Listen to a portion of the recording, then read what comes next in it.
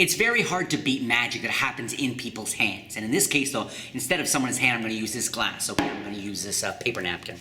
What I do is I take the paper napkin, I tear it in half, and I say, look, let's try this here.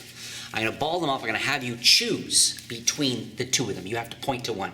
And I'm also going to use a marker I have down here in my pocket. I'm going to use that. And what I want you to do is take the marker, I hand it to somebody, and I say, I want you to point to either one, either half, doesn't matter. Let's say they point to this one.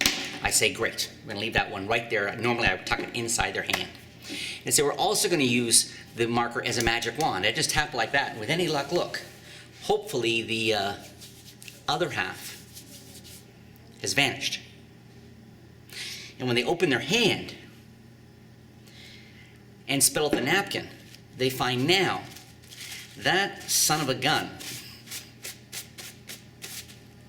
is completely restored, and both halves have magically melted back together in their own hand.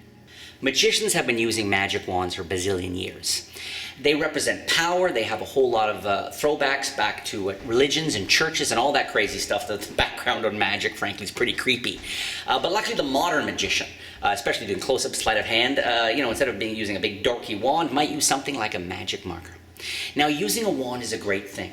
Can help control focus and orchestrate focus and all those kinds of things for people, give you a reason to go to your pocket, give you a reason to come out of your pocket, all that stuff. However, one of the big uses of a magic wand is if you have something palmed secretly in your hand.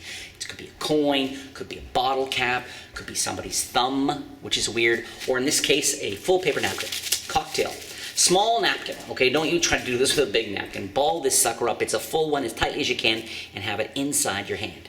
Now, if I happen to be holding a magic marker now, there's no heat. It feels very natural.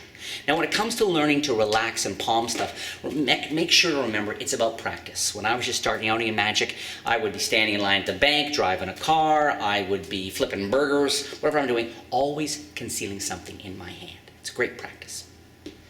So, I have this in my front or my back pocket. Let's put it in my back pocket for now. And like I said, this will be someone's fist to sort of stand in here. And what I do is I say, I'm going to show you something really strange with 3 things. I tell them off the top 3 things so that even as I start to tear this, they know, wait a second, there's one more thing he's going to get. So that sets them up so they won't be too suspicious when I go to my pocket. I'm here. And I tear this in half. And I make sure I don't want this hand like this and this hand still cupped.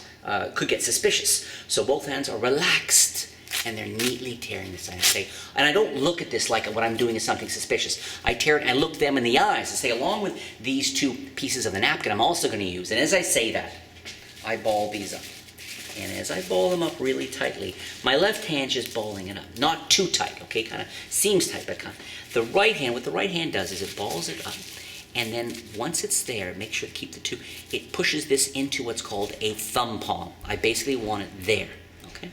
So I balled it up, I put it in thumb palm, and then I'm going to push this in thumb palm, and both hands lower down, and simultaneously deposit. Now this is the full one, this is the torn one, this is in thumb palm, but boy, the whole thing flows. And I say those 2, and along with those, I'm going to get my marker, and I go to my back pocket, I leave the half piece, right? Come out with the marker, and I say, I want you to take this, and I want you to point, get a sense, almost as if you're divining for water, point to one of them. Now, I'm going to use equivoque. It's called magician's choice, or the French term equivoque. And what that means is, if they point to this one, I say, great, that's the one we'll use. Would you hold that one in your hand?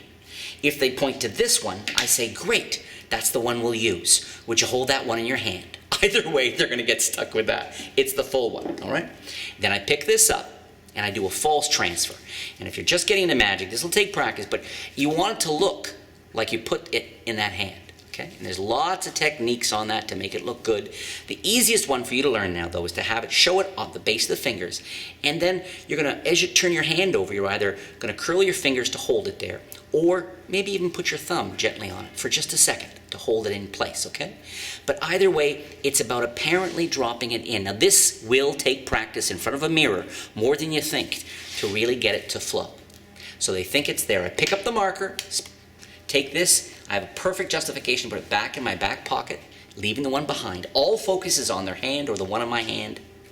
when you make that vanish. Beautiful. Now, normally they would maybe backtrack. They go, where did we see it last? But before they can even start thinking about that, you pull focus back over to someone's hand here, and when they open the hand, everyone expects to see the two halves. But what's really cool is then when they open it up, they find it's not the two halves, but in fact, it's the absolutely and impossibly restored napkin.